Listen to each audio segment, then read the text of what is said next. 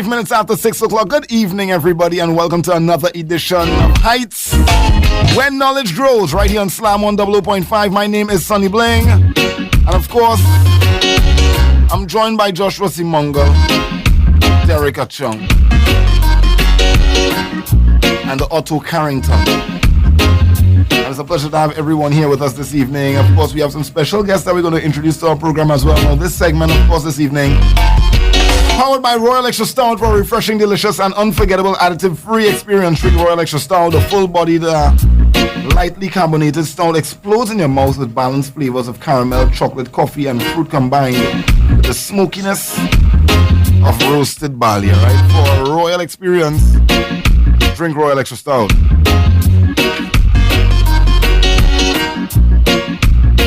Our guest tonight is joining us from New York, where cannabis was legalized for recreational use back in 2021. Her name is Dashida Dawson, NYC Cannabis Caesar, is on Hightts, ladies and gentlemen. And before I introduce our special guest to speak with us, of course, I got to say hi once again to my panel. Joshua, what's going on? Greetings, really looking forward to this interview with Ms. Dawson. Big name. Derek, how you doing there? Just right. Excited to start. All right, I know we have the Grow Guru segment coming up a little later on as well too. Otto, what's going on? I'm fine, son. It's always a pleasure to be in studio here, and definitely going to have a really insightful and entertaining show this evening. And just want to give a lot of respect to those who have been reaching out to us on social media. I mean, I cannot in no way say that they have been grateful for the support, and we are here to at least give the best information, not just from a Trinidad and Tobago standpoint, but from a regional and global standpoint regarding the cannabis industry. So yes, Sonny, let's roll. Let's go. All right, let's get into it. As I said, we have a special guest with us this evening, and we really would like to have a nice conversation with her, Ms. Dashida Dawson. As I told you guys, former executive of Fortune 500 companies and NYC's first cannabis director, and has been tasked with the responsibility of growing the city's cannabis industry. Now, that's a big task. Dawson is a fierce advocate for cannabis legalization and has a particular interest in repairing the damage caused by prohibition in communities and also in addressing health disparities. All right, we are honored to have Dashida Dawson on our program. Good evening and welcome to Hightts. Good evening. Thank you for having me. All right, it's a pleasure to have you here on the program, and I really want to sit back now as moderator and really pass to my panel because I know they have some nice questions to ask, and you come with a wealth of knowledge. So it's a pleasure having you on our airwaves, broadcasting live in Trinidad and Tobago on Slam 100.5 and Freedom 106.5 FM. So let me ask Joshua to get in and lead the way. Hi, Dashida. I just want to start off. People have this perception of legalization that, it's a free-for-all. Anybody can smoke, anybody can buy, anyone can sell. I just want you to explain to our listeners what a legalized market looks like from a New York perspective. That's a great question. It is definitely very different depending on the state that you're in. I love to give New York versus Florida because those are visited states and both are legalized, but they have two different approaches to the effort. So Florida is one of the largest medical cannabis states. It legalized for medicinal use, and although cannabis is inherently medicinal, to be able to consume cannabis there, you have to be part of a medical program, and I believe it's $50 to become a part of the program. It requires a doctor's certification, and you can only shop in legalized medical dispensaries that have received a license from the state. If you are caught with cannabis and you don't have a medical card, you can still go to jail in states like Florida, despite the state making multiple billions of dollars on the industry, versus New York. New York in March of 2021, when it legalized, it fully decriminalized. So any person over 21 can have up to 3 ounces of flower on them, as well as concentrate. And I think people are more concerned, of course, with the flower. Usually, you can also give away up to 3 ounces of flower as long as you're not taking a payment. You can consume cannabis, more particularly smoke cannabis, in places that you can smoke a cigarette, but But in the same places that you can't smoke a cigarette, it's also not legal to smoke there. New York was one of the first states to include a public consumption option in a lot of mature markets like Oregon and California. Technically, you're not allowed to smoke in public or consume in public, but that's not the case in New York. And yeah, New York has a medical program as well, and it's actually free to become part of the medical program now since the legalization efforts have happened. But to me, it really is a big difference when you can carry a certain amount and it's really 21 and over, and there's less of a use of the smell of cannabis as a detective, clue that bad stuff is happening. In fact, a day after legalization, the NYPD put out a memo that basically said it would stop using smell as a way to detect a suspect or choose to follow up with search and seizures and other things that might happen as a result. Yeah, so that was a big deal right there. I need to come in real quick because I remembered reading an article because I'm on the radio for the past few years. And I remember reading the article when they said they're no longer allowing that. So if the police pulls you over, for instance, and they find, wow, we have a strong odor emanating from this vehicle, that is no longer a reason to search the car. Now, that's a big deal, right? Now, I traveled to New York in 2020, just before the pandemic, and I was there about a month ago.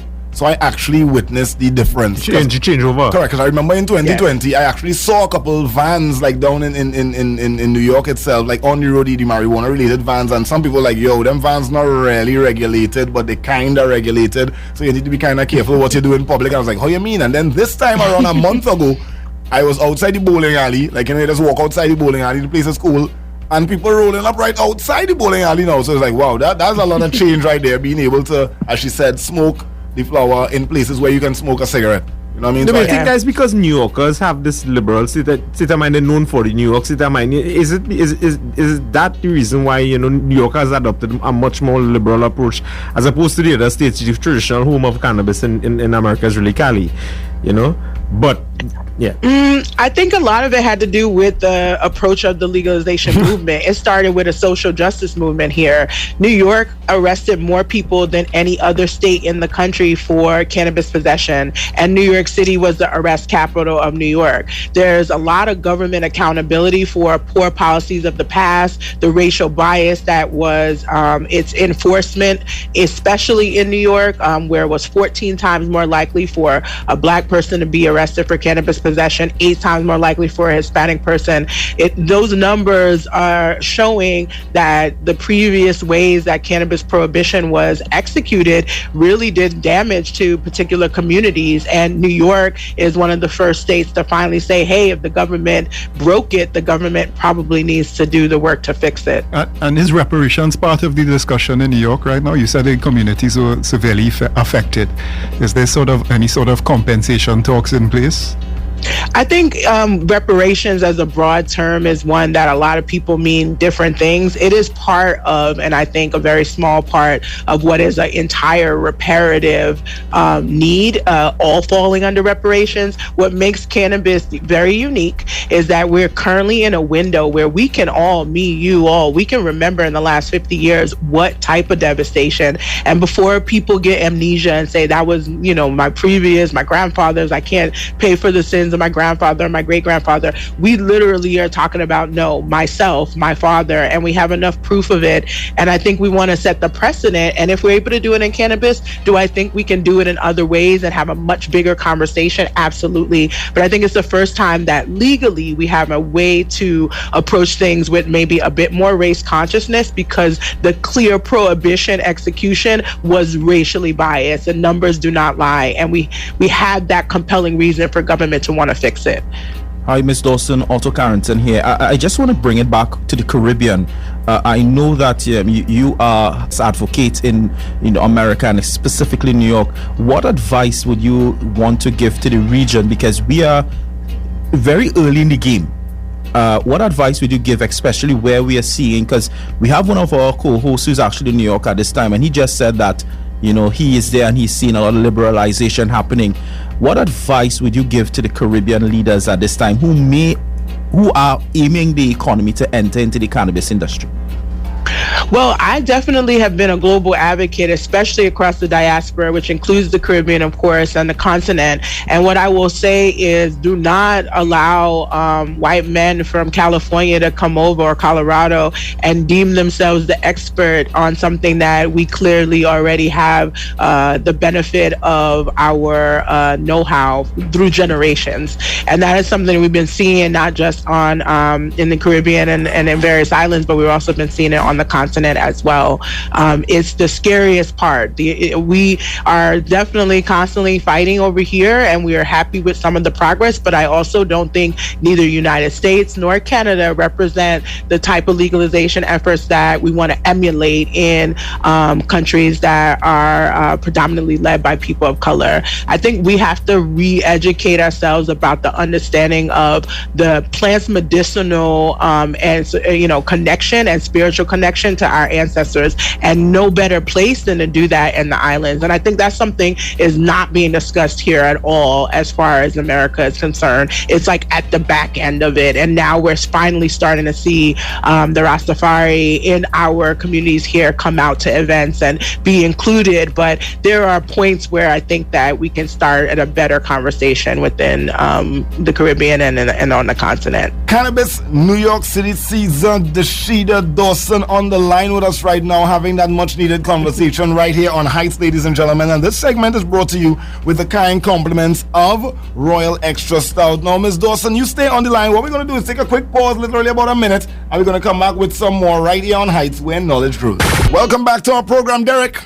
Hi, Ms. Dawson. You're talking about the minority communities and how they were affected by the strong criminalization of marijuana previously. How has it been in terms of transitioning with the recreational market and the industries and the grow companies and stuff like that? How has it been for them to transition into legitimate work?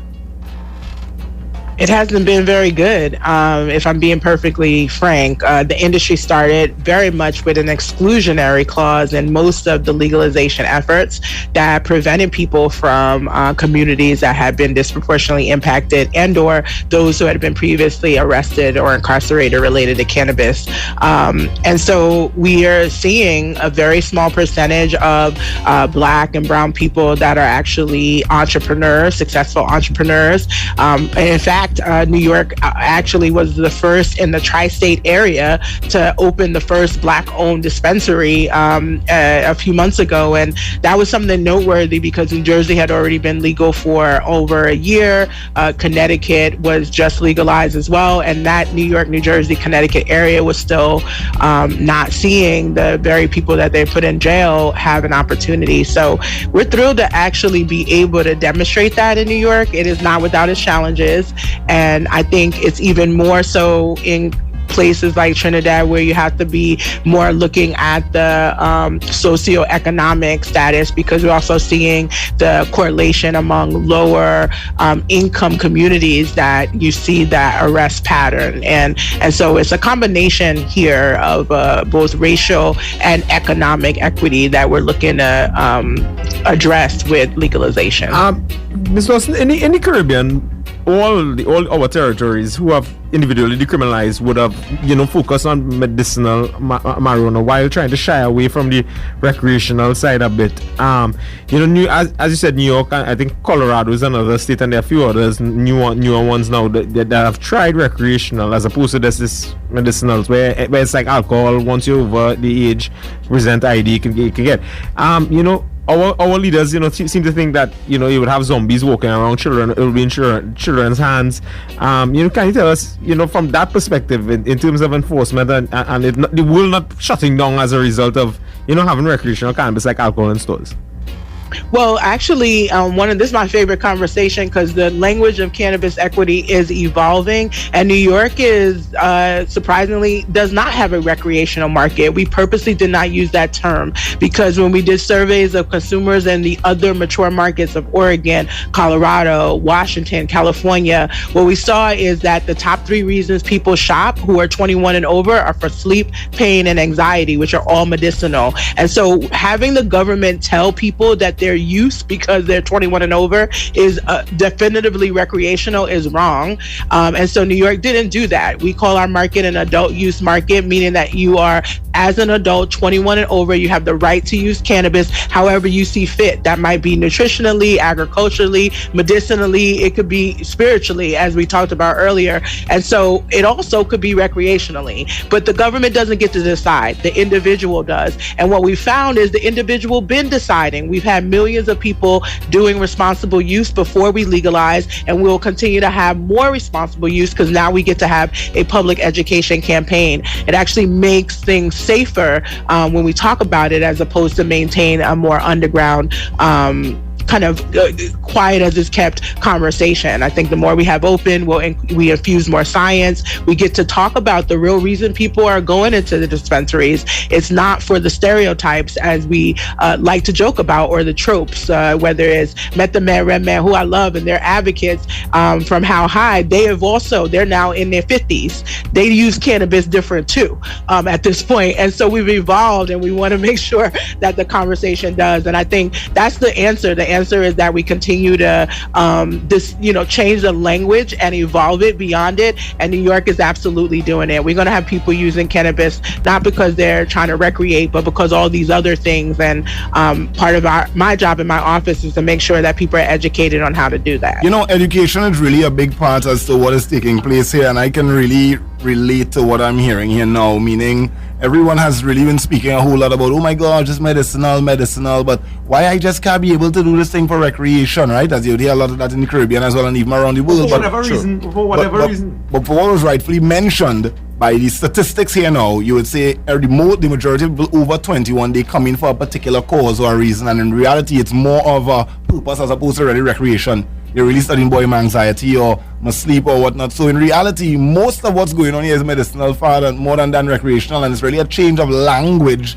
just by understanding, as you rightfully said. And so I really appreciate what you have mentioned, Derek. I think what Ms. Dawson was saying is that we shouldn't have to declare. We shouldn't have to say, well, I have this. I mean, if you're of the age and you know what it does for you, you go ahead. However, at the same time, what I did gather though is that from statistics, as much as you can say and do as you feel, the reality is majority of people actually coming in for a reason. Yeah, correct. So it's a little bit of both. Yeah, I love that. You don't have to declare, but one thing we won't do is the government can't tell you how that cannabinoid is working in your body. True. Yeah. No. Ms. Dawson, just as we continue the conversation, which is extremely insightful, because of the work you have done globally, have you been in contact with any groups or communities in the region and guiding the process? Because for some strange reason we have this myth of disconnection between the ground and persons knowing what will happen when it comes to the legislation and the rules and the regulations. Have you been in contact with anyone in the region? Well, I definitely think that there are some organizations that now have some global reach, and I'll name them so people can take a look. I started off with Minorities for Medical Marijuana, and one of our leaders there, and I'm no longer a member in the same way because of my government role, but is Nicole Bafong, and she's definitely very connected here. I've also really spent a lot of time with the Cannabis Health Equity Movement, or CHEM. Again, working on diaspora, again, Caribbean and continent conversations as people are trying to figure it out. I'm really blessed, to be perfectly honest, to say that I also have a strong cultivators community. There are a lot of Black farmers trying to figure this out, whether it's from the hemp side of things or the marijuana side of things. And so that has been a real deep connection of farmers networks and cooperatives that are starting to have conversation across countries. And then I would say certainly the connection with the Rastafari community has been a very interesting one to kind of highlight how we should be thinking about some of the spiritual context that I think overlook completely sometimes here in the United States. So those are the different groups that I've been connecting with and have been really helpful in kind of explaining what's happening. And in fact, not for nothing, I was just in Trinidad and Tobago for Carnival. I had two best friends from Trinity, and I've never been in Carnival. I was gonna ask. I was hearing you ask, and I was wondering if you had Caribbean roots. To be honest with you, I was getting a little. I'm Brooklyn, so I'm not. I'm actually an American descendant of slaves. But when you're in Brooklyn, it's like Little West Indies. Like, one thing my best friend was making fun of me because I didn't know what doubles was, but I was like, I really didn't know. But she was like, "How you growing up in Brooklyn? You know what doubles is?" Because it's that prevalent. The community has been kind of, it's intertwined, and all of us have a little half accent as a result. And my best friends, when I think about growing up, one is Trini, one is from Barbados. It is very Brooklyn, and I'm the American one. But I do think what we get is a learned experience, and so doing Trinidad Carnival as a person who with a family that is Trini, and they've been doing it for year and year. It was hard. I had to get my workout on. I had to go across the Brooklyn Bridge every day just to get ready. Now, did you actually follow up with your doubles since leaving Trinidad? Like, did you go to Trin City or something in Queens and get your doubles since? So have you been following up? Thank you for the recommendation. I've gotten a few. I'm gonna head out to Queens. I need to make sure it's 5 boroughs. Apparently, there's some stuff up in the Bronx, and I didn't know. I just thought Queens and Brooklyn, but apparently they're all over. All right, so folks, good evening. I'm glad to have all listeners on board. It's 28 minutes after 6 o'clock, and in case you're just tuning into the program, this is Hightts, where knowledge grows, and we're actually in conversation with the CEO of Cannabis Education and Entrepreneurial Empowerment Company, Hightts and Company, Dashida Dawson. Boy, you want to tell us a little bit about that? Yeah, I mean, I wasn't always with the government, nor did I think I was going to wind up working in government. So last place, I crossed over into the industry as a cannabis patient. I have early MS, and about 15 years ago, I started having these flare-ups, and they've got worse and worse in really, really, really cold temperatures while I was working for Target. And I jokingly say I went from Target to THC because I kind of did. I mean, I started using cannabis as a underground user while I was an executive there. My mom had cancer and she really needed it, and she suggested it for me. And when I started using it, I started seeing that, hey, this is actually working for insomnia, it's working for all sorts of ailments.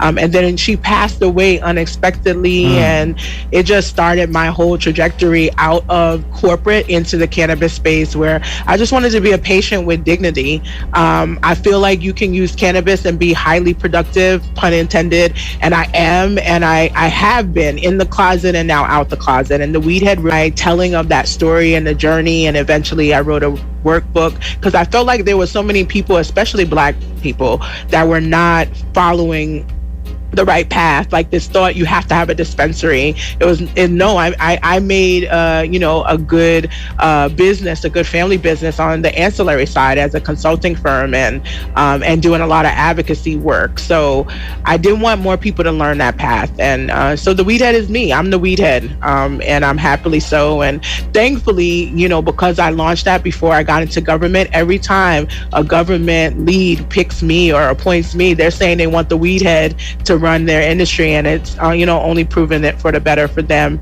But ultimately, I'm trying to build industries that I can live in, that I can survive in as a person that uses cannabis for my day-to-day, to be as high functioning as I possibly can. And Ms. Dawson, given your extensive business experience and your knowledge base about cannabis business in particular, having come to the Caribbean and you're familiar with the culture and you see the offerings of the Caribbean, do you think there's a legitimate opportunity for the Caribbean cannabis market to compete on a global scale? There's a lot of people here with a sort of old-time sort of thinking, saying, that pipe dream of making cannabis the next big thing in the Caribbean is unrealistic. It can't be accomplished, but do you necessarily agree with that, or do you think there's the potential for this thing to rejuvenate the Caribbean economy in that sense? I do think there's a potential, but I also think we have to acknowledge what we're up against, and capitalism ultimately is what we're up against. And, part of my role as a global advocate is ensuring that we're not selling the farm without knowing the value of it.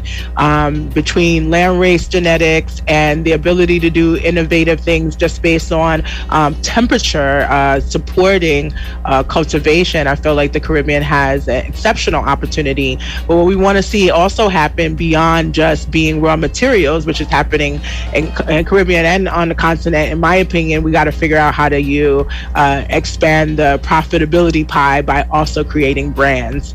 And I think that there's something to be said about homegrown brands, and a lot of New York culture right now is on that vibe. Like, they want to buy New York, they want to buy New York City, and they want to buy the brands that are really born and bred here. And I think I'm hoping the same for the Caribbean as well.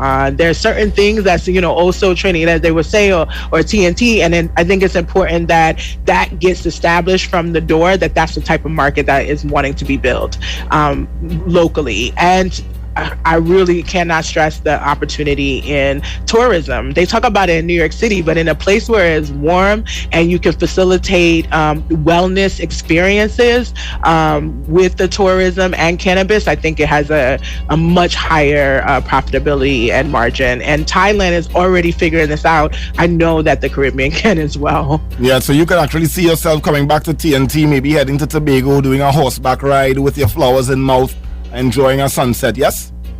Indeed, that sounds good. It sounds good already. Well, we're getting ready to take another commercial break. You don't go anywhere. Thank you so much for being here with us on the program. Special thanks to our sponsor, Royal Extra Stout, for a royally refreshing and delicious experience of flavorful stout. Drink Royal Extra Stout. Stay with us after the break. We continue our conversation with Dashida Dawson of Cannabis NYC and Weedhead and Company. And later on, we have some other guests that are going to be joining us from Jamaica as well. So stay tuned, all right? Don't move a muscle. This is Hightts, where knowledge grows. Welcome back to the Caribbean's #1 cannabis industry and culture show, Hightts. Remember to join the Hightts Nation by following Hightts on all major social media platforms on TikTok, Instagram, Spotify, YouTube, and Facebook. There you will find exclusive Caribbean cannabis culture content. And we are continuing our conversation. The head of NYC Cannabis, Dashida Dawson. Guys, let's go.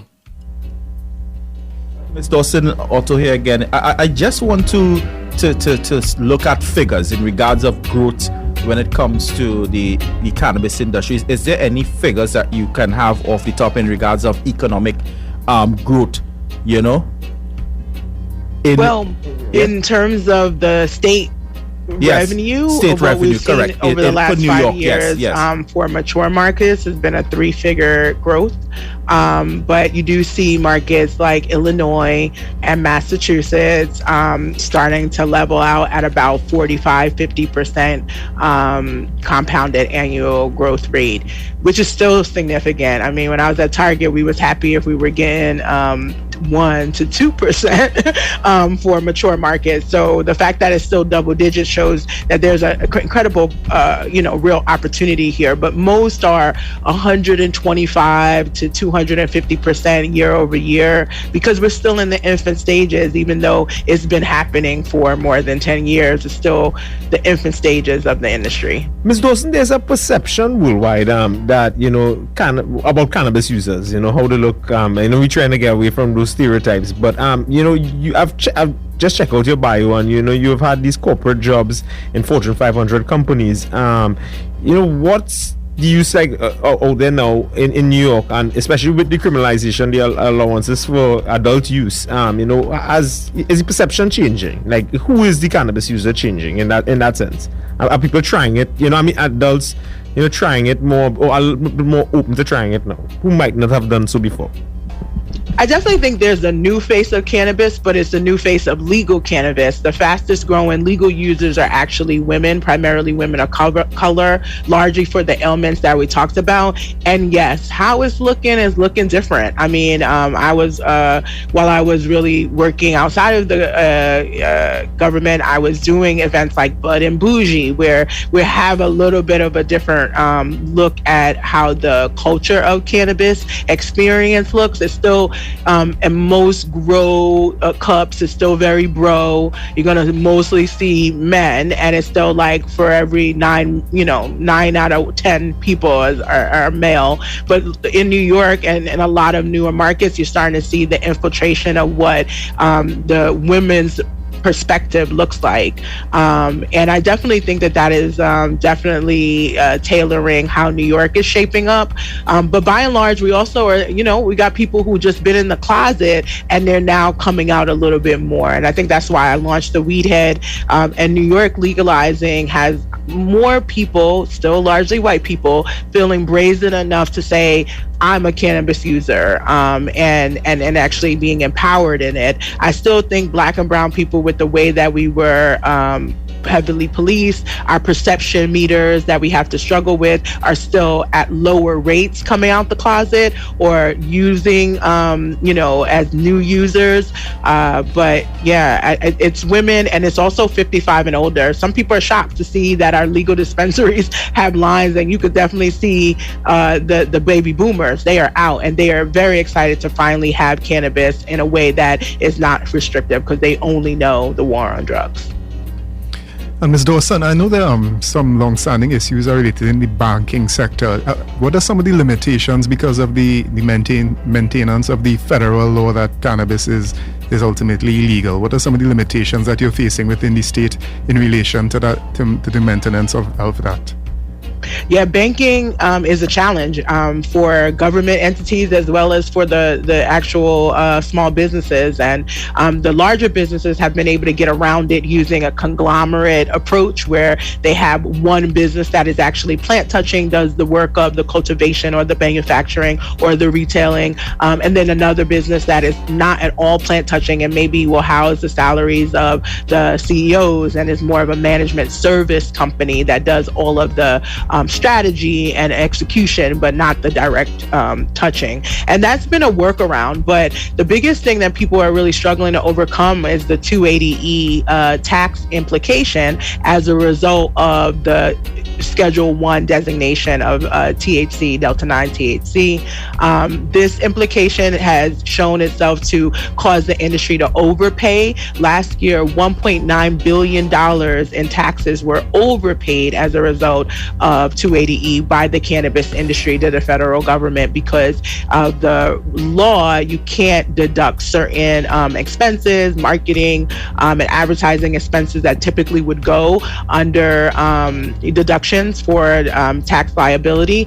It is not the case. And so the after-tax rate for most cannabis companies is somewhere between 70 to 90%. Meanwhile, after-tax rate for small business in the U.S. is 20%. And so that is the biggest challenge right now. But nothing right now in banking would fix that. Honestly, the bill, that safe banking bill, it has nothing to do with the tax implications. The only thing that will fix that is if President Biden and the executive branch decides to deschedule or reschedule the Delta-9 THC. Wow.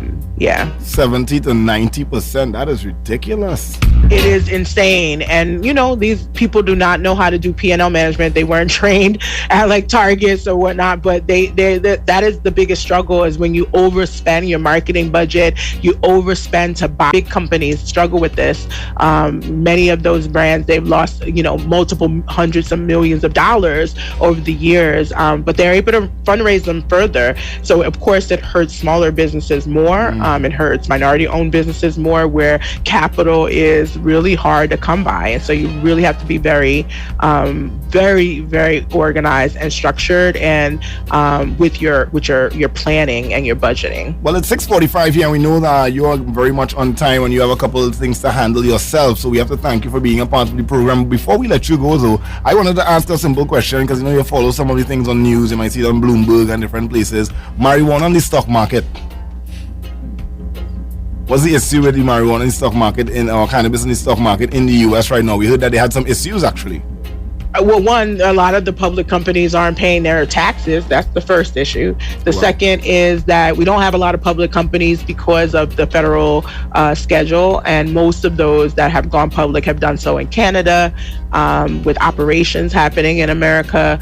It makes it even, a little bit weird of a risk. But yeah, the fluctuation of the market has been crazy. And digital currency, lastly, I think the Silicon Valley Bank going down in the way it did definitely impacted the cannabis industry here in the U.S. as well, as far as investment is concerned. With the recent decriminalization, I know dispensaries would been setting up over the past year. I'm wondering, what does that say for the friendly neighborhood dealer that everybody would have normally had to rely on before? Is it a situation where the underground market is totally dead, or is it does it still have life until things get up and going and set up? People don't like to hear it, but it definitely still has life. If it could survive all those years of the way the laws used to be, it's going to survive now. But our goal here in New York is I want to make the plug legit. So I feel like that person should have an opportunity to transition in. They should be first in line, in fact, one, because they have a lock on the distribution and the marketing. They obviously have the consumers. If you make the plug legit, you make all of their people that they're servicing legit too. That's the puzzle I'm trying to solve for. So yeah, it's been a pleasure having this conversation with you, Ms. Dawson, and thank you for sharing your time, knowledge, expertise with us right here in Trinidad and Tobago on Slam 100.5 and Freedom 106.5 FM. And we do wish you a fantastic evening. Continue your hard work. I believe next time I'm in Brooklyn, I am most definitely going to try my best to hook up with you to get a closer insight. As in, no, I'm being for real. We need to, it's one thing for us to bring the conversation live to our listeners. And of course, content is king. So, for instance, if we do have that opportunity to link up one-on-one and we could actually show some of our listeners as well directly what we mean by what we were saying, it would really be an honor and a privilege as well, all right? So thank you very much for that.